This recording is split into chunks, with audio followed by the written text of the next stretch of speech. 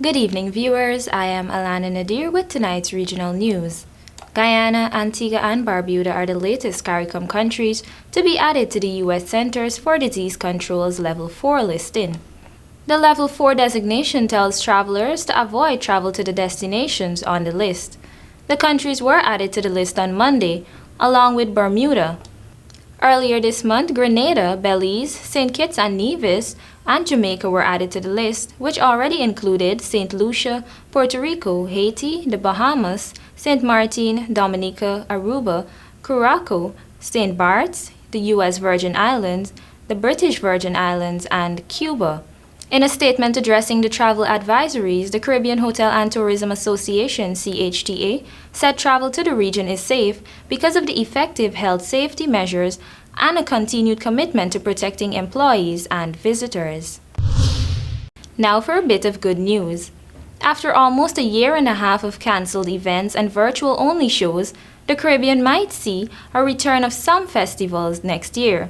From food festivals to carnival, some islands are planning to bring their festivals back, either in full physical form or a hybrid of physical and virtual events. Speaking at a two-day press conference organized by the Caribbean Tourism Organization, CTO, last week, some tourism bodies signaled their intent to forge ahead with some signature events, while others are waiting to see what the COVID-19 situation would be in 2022.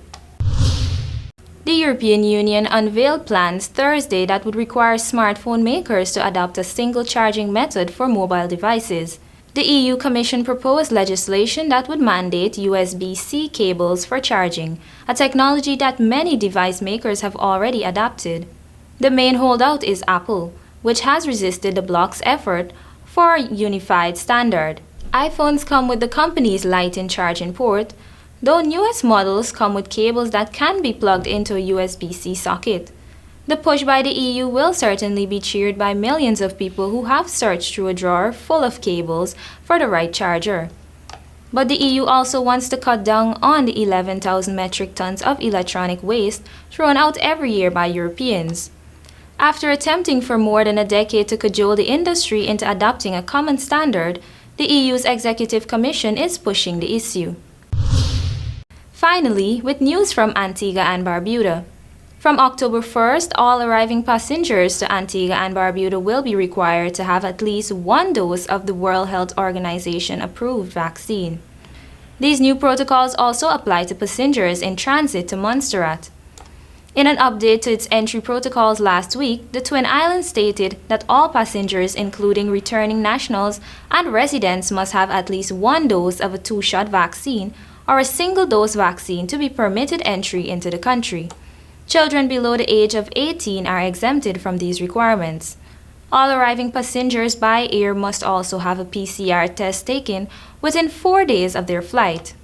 This does not apply to children below the age of 5. The new protocols also affect those traveling to Montserrat, as Antigua and Barbuda is the only gateway for the island.